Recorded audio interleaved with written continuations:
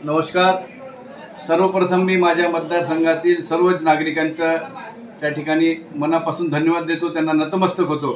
माझ्या लाडक्या बहिणींनी, सर्वांनी, माझे लाडके भाऊ असतील, लाडक्या बहिणी असतील, सर्व ज्येष्ठांनी आणि विद्यार्थ्यांनी देखील मला, तरुणांनी खास करून शुभ आशीर्वाद दिले मत पेटीतून, म्हणून मनापासून धन्यवाद देतो।